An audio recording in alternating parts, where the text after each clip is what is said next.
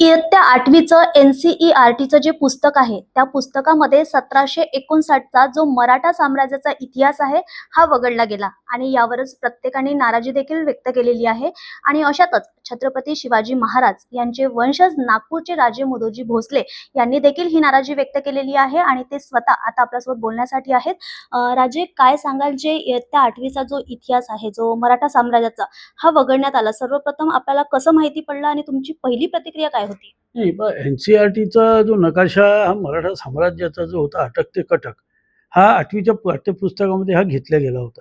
आणि काही राजस्थानच्या लोकांनी त्याच्यावर त्यावेळेस खूप आक्षेप आणला आणि त्यावेळेस बी मी मुख्यमंत्र्यांना आणि हे सगळे पत्र दिले होते, की या आक्षेपाला बळी पडू नये आणि हा नकाशा हा इतिहास आहे आणि इतिहास हा कुणाच्या आक्षेपाने बदलत नसतो आणि याच्याशी पुरावे असताना हे झालं नाही पाहिजे. पण त्यानंतर बी NCERTनी तो कोणत्या दबावाखाली काढला आणि काढल्यानंतर ते आमचे सहकारी आहेत ऋषिकेश पाटील, त्यांना ते ह्या कामामध्ये आमचं सहकार्य करत आहे. आम्ही त्यांना त्या कामामध्ये लावलं. त्यांनी पूर्ण माहितीच्या अधिकाराखाली त्यांनी सर्व माहिती काढली आणि NCERTने ते कबूल केलं की आम्ही काढल्या आहे.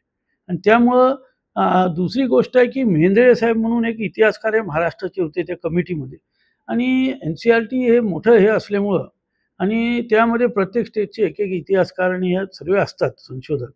आणि मेहेंदळे साहेब आल्यानंतर महाराष्ट्रामधनं कोणत्याच इतिहासकाराला त्यामध्ये समाविष्ट न करता त्यांनी हा इतिहास त्यामधून बाहेर काढला.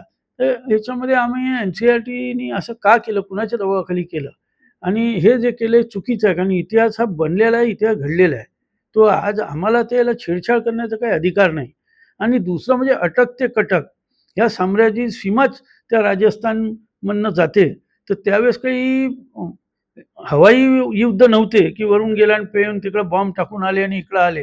म्हणून त्या हद्दीमधनं जेव्हा जायचं आहे, तर त्या हद्दीला विजय करूनच ते पुढे गेले. आणि म्हणूनच ते त्या नकाशामध्ये पूर्ण राजस्थान थोडी आहे त्या नकाशात.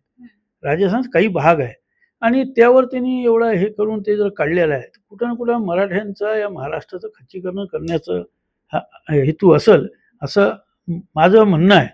आणि आम्ही ते काही बर्दाश्त करू शकत नाही, म्हणून तो वापस घेण्यात यावा. या मागे नेमकं कारण तुम्हाला काय वाटतं, की या एका नेमक्या कारणामुळे हे झालं असेल? हां, नक्कीच. कारण की राजस्थानच्याच काही लोकांनी त्यावेळेस याच्यावर आक्षेप घेतला होता आणि तेवढ्याच ह्याच्यामुळे झालं. कारण बाकी लोकांनी अटक ते कटकमध्ये कुणीच त्याच्यावर कधी आक्षेप घेतलेला नाही. आणि इतिहास हा बनलेला आहे आणि याचं गॅझेट आहे 251 पानाचं, जे राजस्थानचं गॅझेटर आहे, त्यामध्ये ह्याचा उल्लेख आहे त्यांच्याच गॅझेटरमध्ये. पुन्हा ब्रिटिशांच्या रेकॉर्डमध्ये हा त्याच्या पूर्वी बी आणि 1822 मध्ये जे शेवटचा रेकॉर्ड त्यांनी बनवला त्यामध्ये बी याचा उल्लेख आहे. आणि हा सर्व उल्लेख असताना फक्त क्षणिक काही लोक हे करतात. दुसरं मला त्या राजस्थानी लोकांचं हे नाही समजत, की मराठा हा राजस्थानवरनंच आलेला आहे. हे बी राजपूतच आहेत. इकडे येऊन ते मराठा हे झाल्यानंतर तुम्हाला आमच्याच लोकांचं आधिपत्य चालत नाही, मुघलाचं आधिपत्य एवढ्या पिढीचं चाललं.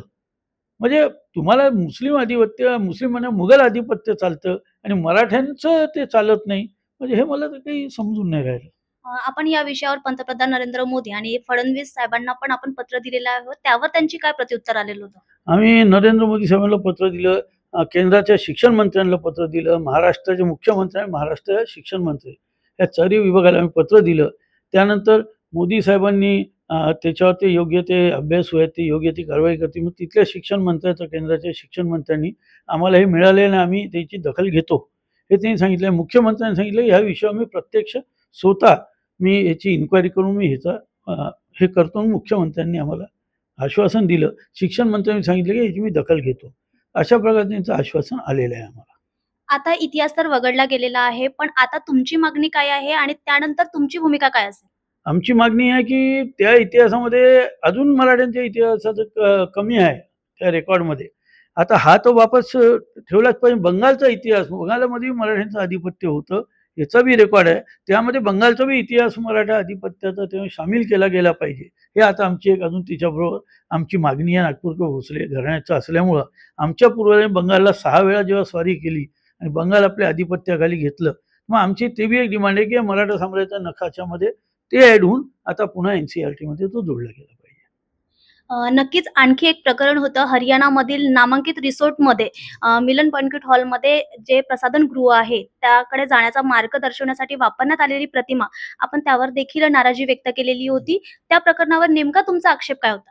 माझा आक्षेप आहे की वारंवार शिवाजी महाराज किंवा कोणत्याही महापुरुषावर कुणी ना कुणी राजकीय माणूस वक्तव्य करते आणि ह्याच्यावर मी खूपदा आपण माहिती आहे मागे मी पाठपुरावा करून मी कारवाया करवलेल्या आहेत.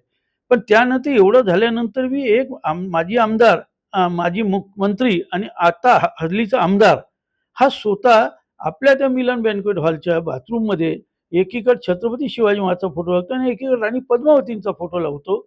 आणि म्हणजे किती आपल्या भारताचे दुर्दैव आहे आणि असे व्यक्ती सत्तेमध्ये बसून असतात.